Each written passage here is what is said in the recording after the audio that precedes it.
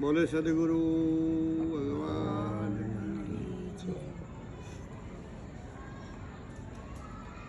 પરમ પૂજ્ય સદગુરુ શ્રી શંકર મહારાજ ઉનાવાળા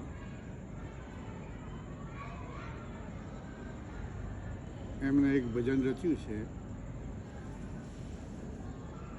એમાં બહુ ગૂઢ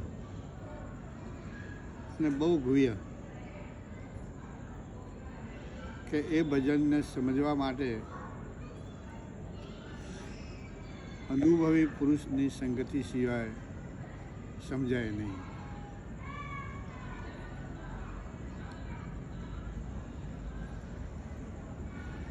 કારણ કે આ સંસારના અબૂધ લોકો છે, એવા જીવોને તો આ ભજનના અંદર સંશય જાય, પરંતુ એટલું બધું સરસ ભજન છે અને સરસ રીતે બાવજીએ ખુલાસો કર્યો છે.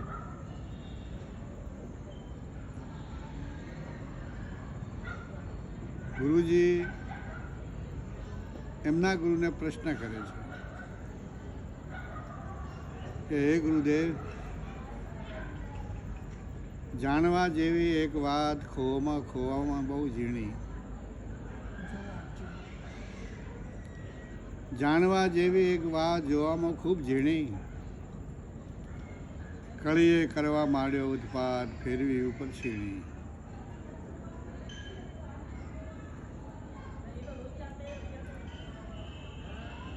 કળીઓ કદી ઉત્પાત કરતી નથી, ગમે તે ઝાડની હોય કે વેલાની હોય કે ગમે તે પદાર્થની હોય. કળીએ કરવા માંડ્યો ઉત્પાત કે મારા શરીરના અંદર મેં એક એવું કોતુક જોયું કે જે કોતુક સમજવા માટે બુદ્ધિને ખૂબ કસવી પડે છે. ગુરુજી, જાણવા જેવી એક વાત જોવામાં ખૂબ ઝીણી, કળીએ કરવા માંડ્યો ઉત્પાત ફેરવી ઉપર છીણી. કળીઓનો ભાવાર્થ એવો બને છે કે વ્યક્તિ માત્રના અંદર આપણી જે માયાવી વર્તિઓ, નામરૂપ જગતવાળી વસ્તુઓના અંદર ભરેલી જે વર્તિઓ ચારે બાજુ ભમતી ફરે છે. એમને એટલો બધો ઉત્પાદ માંડ્યો છે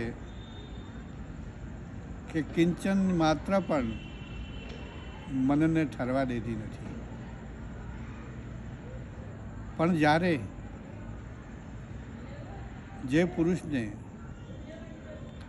શ્રોત્રિય બ્રહ્મની તત્વદર્શી સદગુરુ મળ્યા છે, એવા વ્યક્તિઓ આવી વાણીને સાંભળી કે વાંચી અને ખુશ થઈ જાય છે. કળીએ કરવા માંડ્યો ઉત્પાત ફેરવી પર છીણી. કઈ છીણી ફેરવી ઉપર? તો કે વિખરાયેલી વર્તિઓ કબજે આવી બહુ દોહેલી છે. જેવી રીતે એક વાયેલી વાગણ હોય, જાતની વાગણ હોય અને વિફરાઈ ગયેલી હોય, તુફાને ચડેલી હોય, છતાં જો ધારે તો આ જગતના અંદર એવા આત્માઓ છે કે એ વાગણને પણ કબજી કરી શકે છે, એ વાગણને કબજે કરી શકે છે. પરંતુ મનુષ્ય માત્રના અંદર રહેલી જે વિફરેલી વર્તિઓ, વાગણ એટલે વર્તિઓ, વિફરેલી વર્તિઓને કબજે કરવી એ બહુ દોયલું છે. તો કે ફેરવી ઉપર છીણી, કે કઈ છીણી? તો તો કે જ્ઞાનરૂપી શીણી જો એમના પર ફેરવામાં આવે તો એ કળીઓ બધી પોતપોતાની જગ્યાએ સ્થિર થઈ જાય. પછી બીજું કૌતુક કહ્યું, બીજી કડીમાં કહ્યું કે ગુરુજી વેશ્યા તે વ્યાકુળ જાય. આ શબ્દ સાંભળતા સાથે જ જગતના જીવો ભડકે. આવું બધું કદી હોઈ શકે નહીં, પણ છે જ ને હતું જ ને રહેશે. ગુરુજી વેશ્યા તે વ્યાકુળ જાય, સતીએ શોખ પાડ્યા. સતી શોખ પાડે છે. મોતીડા માટીના મૂલે વેચાય, સંતોએ શોખ પાડ્યા. કહેવાનો ભાવ એવો છે કે વેશ્યા એટલે સકામ ભક્તિ. સકામ ભક્તિને મહાપુરુષે વેશ્યાની ઉપમા આપી છે કે જગતની નામરૂપવાળી વસ્તુઓના ભાવ લઈ, ઈચ્છા લઈ અને જે ભગવાનને ભજે છે, ભક્તિ કરે છે, પણ એની ઉપમા વેશ્યાની આપી. એનાથી જીવનું કોઈ કલ્યાણ થતું નથી. અને કદાચ જપ કરે, તપ કરે, ઓમ કરે, હવન કરે, યજ્ઞ કરે, ભજન કરે, યાત્રા કરે, તો બહુ બહુ જાય તો વૈકુંઠ સુધી જાય. વૈકુંઠના આગળ જઈ શકતી નથી. જેને આપણે અમરલોક કહીએ છીએ, જેને આપણે બ્રહ્મલોક કહીએ છીએ, જેને આપણે અગમલોક કહીએ છીએ, ત્યાં સુધી એ પહોંચી શકતી નથી. ગુરુજી વેશ્યા તે વૈકુંઠ જાય, સતીએ શેડાવાળા. સતી એટલે નિષ્કામ કર્મ યોગની ભક્તિ, જે આત્મલક્ષી, આત્માની પ્રાપ્તિ માટે જ જે ભક્તિ કરે છે અને પોતાના અંદર જે રહેલા આસુરી ભાવો છે એમને ધીમે ધીમે ધીમે ધીમે ધીમે ધીમે ખતમ કરે છે. હવે સતી ઉપમા આપી એ નિષ્કામ કર્મયોગની ભક્તિ કે જે નાભીથી 10મા દ્વાર સુધીનો જ્યાં આપણો સુષમણા માર્ગ છે, એ સુષમણા માર્ગની વાતનું શ્રવણ, મનન, નિધ્યાસન, સત્સંગ, શોધન કરવા માટે તનતોડ મહેનત કરે છે. એ સતી ભક્તિ છે. સતી એટલે સત્ય. સતીએ શેડા વાળ્યા. તો કયા શેડા વાળ્યા? કે વાર વાર આ સંસારમાં જન્મવું અને વાર વાર મરવું. વાર વાર જન્મે છે, વાર વાર મરે છે. 84 લક્ષ યોનિના અંદર ભટકે છે. એ ભટકતા જીવને નિષ્કામ કર્મ યોગ કરેની ભક્તિ એને મુક્તિની જગ્યાએ લઈ જાય છે, મુક્તિ આપી દે છે. એટલે 84 લક્ષ જન્મોના છેડા વાળી દીધા. હવે પાછો જન્મવા માટે ના આવે. જેમ મીરાએ એક વાત લખી કે મન તને કહું છું જાસો રે આ સંસારી અમે હવે નથી આવું પાછું. પણ મીરાએ નિષ્કામ કર્મયોગની ભક્તિ કરી.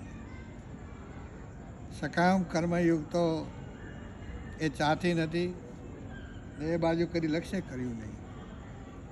સકામ વસ્તુ તો એને ખૂબ મળતી હતી, રાણા પાસે ખૂબ હતી, અને એ બધા ઉપર ચોકડી મારી અને નિષ્કામ કર્મયોગની ભક્તિ કરી કે જીવમાંથી શિવ બનવા માટે તનતોડ મહેનત કરી અને એ પરમ ગતિએ ગઈ. આગળ કહે છે કે ગુરુજી જાજેરો જુલમ વર્તાય. હે ગુરુદેવ, જાજરનો એટલો બધો જુલુમ વર્તાય છે. જાત્રાએ જોર માંડ્યા. જાત્રાળુને હજમ કરી જાય, કુંવારા બાળ રોડ્યા. આવા જે શબ્દો બાપજીએ લખ્યા છે, શબ્દો ગાયા છે, એના પર જગતના જીવોને જરૂર શંકા જાય. કેમ કે બિચારાઓને ત્યાં ચોસ ડૂબે એવી નથી. જાજરો જુલમ, એટલો બધો જુલમ છે કે અત્યારે જ્યાં જુઓ ત્યાં ટોળાના ટોળા, ટોળાના ટોળે, ટોળાના ટોળે લોકો જાત્રાએ જાય છે. હવે જાત્રાએ જાય છે એમાં 25% લોકો ભાવ સહિત જાત્રાએ જાય છે અને 75% લોકો ફરવા જાય છે, મોજ શોખ કરવા જાય છે. એટલે ટોળાના ટોળા નીકળી પડે છે. ગુરુજી જાજરો જુલ્મ વર્તાય, જાત્રાએ જોર માર્યા. જાત્રાળુને હજમ કરી જાય કે કોઈ જાત્રા કરવાથી મુક્તિ મળતી નથી. જાત્રા કરવાથી પુણ્ય મળે, પણ મુક્તિ તો આત્માની પ્રાપ્તિ કર્યા સિવાય મળે એવી નથી. કોઈ કાળે એટલે કોઈ કાળે પણ મુક્તિ આત્માની પ્રાપ્તિ વગર મળે એવું નથી. જાત્રાએ જોર માંડ્યા. ગુરુજી જાજરો જુલ્મ વર્તાય, જાત્રાએ જોર માંડ્યા. જાત્રાને હજમ કરી જાય. કોણ હજમ કરે છે? કાળ. કોઈ જાત્રા કરવાવાળાને મુક્તિ આપે નહીં કે મળે નહીં. જાત્રાળુને હજમ કરી જાય, કુંવારા બાળ રોડ્યા. કુંવારા કહેતા જે જીવને મનુષ્ય જન્મ લીધા પછી જો કોઈ સંતનું શરણું લીધું નથી કે કોઈ શ્રોતીય બ્રહ્મની તત્વદર્શીની સંગતિ કરી નથી, એવા જીવો વાર વાર જન્મે છે ને વાર વાર મરે છે, વાર વાર રોડે છે ને વાર વાર મંડાય છે. એની સુરતા કુંવારી છે. કુંવારી સુરતા કદી મુક્તિના માર્ગે લઈ જાય નહીં. પરણેલી સુરતા તો એ જ કહેવાય કે આપણા શરીરના અંદર, આપણી નાભી કમળના અંદર એક એવો રણકાર છે કે એ રણકાર જ્યારે એના અનુભવમાં આવે અને સદગુરુ એને શાંત કરીને સમજાવે તો એ જીવ છે એ મુક્તિના પદને પામે છે. જ્યાં સુધી કુંવારી સુરતા છે ત્યાં સુધી વાર વાર જન્મવાનો, વાર વાર મરવાનો. પછી આગળ કહે છે કે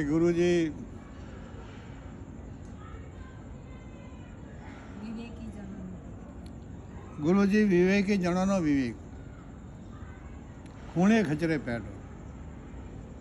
અત્યારે આપણે જ્યાં જોઈએ છીએ ત્યાં ઠેર ઠેર, જગા જગા ભજનો થાય છે, સત્સંગ થાય છે, કલાકારો ભજન ગાય છે, આપણે સાંભળીએ છીએ, રાગ રાગણીમાં પડ્યા છીએ. જે વસ્તુને જે ચીજ ભાવને મોહ હોય એ ચીજની ઉપર ખુશ હોય છે. નરગા સારા વગાડતો હતો, પેટી સારી વગાડતો હતો, બહુ આલાપમાં ગાતો હતો.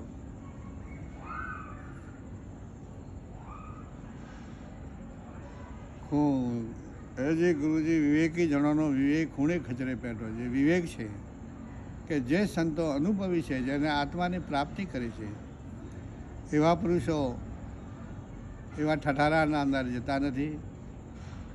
બને ત્યાં સુધી જાય જ નહીં અને પોતપોતાની જગાના અંદર રહી આત્માનું ભજન કરે છે. એમને કહ્યું કે વિવેકી જણોનો વિવેક ખૂણે ખચરે પેટો. એ વિવેકી પુરુષો છે કે જે ખૂણે ખચરે પહેરી અને પોતે આત્મા લક્ષ્મીનું ભજન કરે છે. એવા ટોળોના અંદર એ ફરતા નથી. ગાનાના અંદર એ જગતના આત્માઓ જે ગાનાર જે છે, ગાનારના અંદર બે ભાવ હોય છે. એક તો ગાય છે જસ માટે કે લોકો મને સારો કહે, અને બીજો એક એવો છે, ગાય છે પૈસા માટે. આટલા પૈસા નક્કી કરેલા હોય એટલે આપણને મળી જવાના છે, એના માટે આખી રાત ખેંચે છે. પણ એ ભજનનું એક કિંચિત માત્ર એમને પુણ્ય મળતું નથી, કારણ એ તો મજૂરી કરવા ગયો છે. ભજનના બદલામાં પૈસા લે છે. આપણા આગળના ઋષિમુનિઓ, આગળના સંતોએ આ કાર્ય નહોતા કર્યા. અત્યારે હાલ આ રાગ રાગડી નીકળી છે ત્યારથી સંતો છે એ ચૂપ થઈ ગયા, અને ઢોંગી હતા એની બાલ બોલા થઈ ગઈ. વિવેકી જણોનો વિવેક ખૂણે ગજરે બેઠો, દર્દી એક અને વૈદ અનેક. કેટલી સરસ વાત લખી છે કે દર્દી તો એક જ છે, એક વ્યક્તિ કે જે વાર વાર જન્મે છે, વાર વાર મરે છે, વાર વાર જન્મે છે, વાર વાર મરે છે, વાર વાર અનેક યોનિઓના અંદર ફરે છે. આ એને દર્દ છે, જન્મવાનું અને મરવાનું એને દર્દ લાગુ પડેલું છે.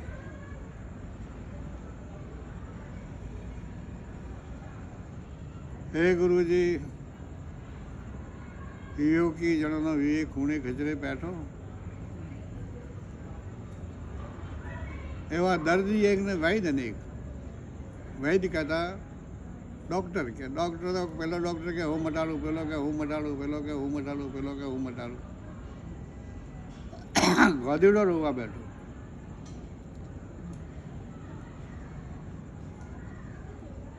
જે એક જ વ્યક્તિની દર્દ છે, જન્મવાનું મરવાનું, વાર વાર જન્મે ને વાર વાર મરે. જે સંત પાસે જાય છે, સંત છે બધા વેદો છે. જે અનુભવ વગરના સંતો છે એ બધા વૈદ છે, વૈદ અનેક. ગમે ત્યાં જાય એટલે થોડો સત્સંગ કરે એટલે કે આ મહાપુરુષ છે, સંત છે. પણ જે ગોદડો છે એ બધાથી અલગ છે. એને ત્યાં કોઈ ભાગ્યે જ જાય, જિજ્ઞાસુ એ જાય, જેના જન્મથી છુટકારો કરવાનો હોય એ જાય, બીજા ત્યાં જઈ શકતા નથી. દર્દી એક ને વૈદ અને ગોદડો રોવા બેઠો. ગોદડો કહેવા લાગ્યો, ગોદડો એટલે શ્રોત્રિય બ્રહ્મની તત્વદર્શી મહાપુરુષ, એને ગોધીની ઉપમા આપી કે હવે આપણે અહીંયા આ પબ્લિકના ટોળા આવતા નથી, પબ્લિક કોઈ આવતી નથી, પણ કોણ આવે છે કે જે જિજ્ઞાસુ છે, જેને ભૂખ છે, જેને 84માંથી છૂટવું છે, એ આવશે. દર્દી એક ને વૈદ અને ગોદડો રોવા બેઠો. હે ગુરુજી, જાણવા જેવી એક વાત જોવામાં ખૂબ ઝીણી, કળીએ કરવા માંડ્યો ઉત્પાદ, ફેરવી ઉપર છે. આગળ લખે છે બાપજી,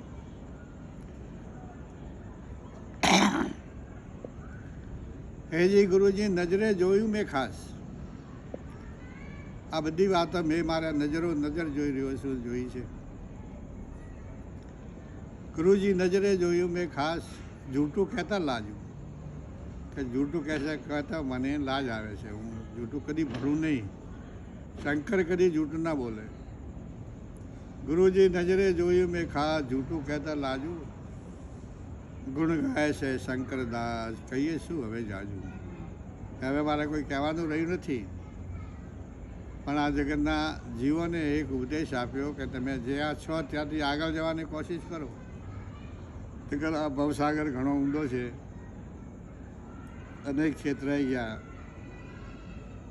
અનેક ભરમાઈ ગયા, અનેક ભોળવાઈ ગયા, અનેક રસ્તામાંથી પાછા વળ્યા, અનેક ઘર બગડાઈ ગયા, અનેક પ્રકારનું છે. એમાંય તમે છૂટા પડો અને કોઈ સંતના શરણે જાઓ, જેને આત્માને અનુભવ્યો છે તેવા સંતને મળો તો તમારે જન્મ અને મરણના ફેરામાંથી મુક્તિ થાય. નકર ગાવા અને બજાવવાથી મુક્તિ કદી નહીં થાય. તમને લોકો હારા કહે કે વાહ ભાઈ વાહ, વાહ ભાઈ વાહ કહે, પણ ભગવાન સારા નહીં કહે. ભગવાન તો એમ જ કહે છે કે આ બધું સ્વાદનું ભજન છે. પેલાને સારું કહેવડાવવાનું ભજન છે, પેલાને ગાવાવાળાને જે છે લોકો પાસે કહેવડાવવાનું ભજન છે કે મને લોકો સારું કહે, મને જશ મળે, સારો કલાકાર છે. અને ત્રીજા ગાય છે એ કથે છે એ પહેલાં પ્રોગ્રામ કરતાં પહેલાં પૈસા નક્કી કરી અને પછી જાય છે, એટલે સ્વાર્થ માટે જાય છે. એનું નામ ભજન નથી, એનું નામ ભજન નથી, એ તો ભોજગર છે. ભજન તો સંતો પાસે જાઓ, ખરું ભજન તમને ત્યાં મળશે. નકર આ ભવસાગર ઘણો ઊંડો છે, ક્યાંય પત્તો નહીં લાગે. જેવી રીતે દરિયામાં નાખેલી સોનાની લગડી પાછી હાથમાં આવતી નથી, તેમ આ મળેલો મનુષ્ય જન્મ પાછો મળતો નથી. એ તો ના મળે, વારંવાર મળ્યો તે મળ્યો. હવે અહીંયા આવ્યા પછી ઘણું ન થાય તો વાંધો નહીં, પણ તમે પાછા મનુષ્યમાંથી મનુષ્ય થાય એટલું તો જરૂર કરો. મનુષ્યમાંથી મનુષ્ય થાય એટલું તો જરૂર કરો, નકર છેતરાઈ જશો. ને આ અવતાર પાછો મળવો બહુ દુર્લભ છે. માનવ દેહ દેવો દુર્લભ, મનુષ્ય જન્મ મળવો એ તો દેવોને દુર્લભ છે. એ મનુષ્ય જન્મ 84 લાખ યોનિમાંથી છૂટવા માટે મળ્યો છે, નહીં કે સંપત્તિ ભેગી કરવા માટે, નહીં કે જમીનો વસાવવા માટે, નહીં બંગલા તાણવા માટે, નહીં વાડીઓ બનાવવા માટે, નહીં પેઢીઓ બનાવવા માટે. તમને અમને બધાને ખબર છે કે નરસિંહ મહેતાની ત્રીજો જન્મ કોઈ બ્રાહ્મણનો હતો. એ ટાણે એમને 6 કરોડ રૂપિયા લઈ એમને એમના ગુરુ પાસે ગયો, અને ગુરુજી જેને કહ્યું કે હે પ્રભુ, કે હવે મારે પૈસામાં હું ધરાઈ ગયો છું, હવે મારે ભજન કરવું છે, મારે મુક્તિ મેળવી છે. એટલે બધી કોઈ બીજી પાર્ટી એવી મળી છે કે નરસિંહ મહેતાને બ્રાહ્મણ હતા, એના માટે એને ખાનાર પાછળ કોઈ નહોતું ને એના પાસે પૈસા પડ્યા હતા, બીજા 6 કરોડ બીજા પડ્યા હતા. એવા 12 કરોડ રૂપિયા લઈને પીપાજી પાસે ગયું. પીપો ભગત પીપાજી જેને કહ્યું કે મારે પાસે આ 12 કરોડ રૂપિયા છે, એટલે હવે એની મારે વ્યવસ્થા કરવી છે, મારે તો હવે ભજન કરવું છે, મારે તો મુક્તિ મેળવી છે. હવે આ સંસારના અંદર હું થાકી ગયો છું, વાર સુખ દુઃખ વેઠી યાદી વ્યાદી ઉપાધિ ત્રિવિધ તાપો ભોગવીને હું થાકી ગયો છું, મારે અહીંયાથી છૂટવું છે. પીપાજીએ કહ્યું કે ભાઈ, બધું તું જે કંઈ છે એ બધું વાપરી નાખ, સારા કાર્યના અંદર બધું વાપરી નાખ, અને પછી તું મારા પાસે આવજે. એ પીપાજીને કહેતા હંગા નરસિંહ મહેતા ત્યારે જઈ અને એ પૈસાના બધા સદુપયોગ કરવા માંડ્યા. ક્યાંય નિશાળો બંધાવે, ક્યાંય તળાવો ગુડાવે, ક્યાંય વાવો કરે, ક્યાંય સદાવતો ખુલે. જે જગ્યા પુણ્યદાન કરવા જેવી જગ્યાઓ હોય ત્યાં જે કરી આવે, વાપરી નાખ્યા. અને પછી પીપાજી પાસે ગયા અને એમને કહ્યું કે હવે તને આ જેવું ભજન આપું છું, આ ભજન તું કર, અને તું દ્વાપરનો ફેરો ચાલી રહ્યો છે, લોકો બધા કૃષ્ણને ભજે છે, તો હવે તું કૃષ્ણ એક જ લગ્ન લગાવી દે, તારા અંદર તારો નિર્ગુણ કૃષ્ણ પ્રગટ થઈ જશે. અને એ નિર્ગુણ પ્રગટ થશે કૃષ્ણ, ત્યારે તારું કલ્યાણ થઈ જશે. એ જ પ્રમાણે નરસિંહ મહેતાએ કર્યું, તે એમનું કલ્યાણ થઈ ગયું. એ પોતે પરમ ગતિને પામી ગયા. માટે એ જગતના આત્માઓ, તમને મનુષ્ય જન્મ મળવો બહુ દુર્લભ છે અને મળ્યો છે, એનો સદુપયોગ કરી અને બધા ભજન કરજો. બોલે સદગુરુ ભગવાન કી જય.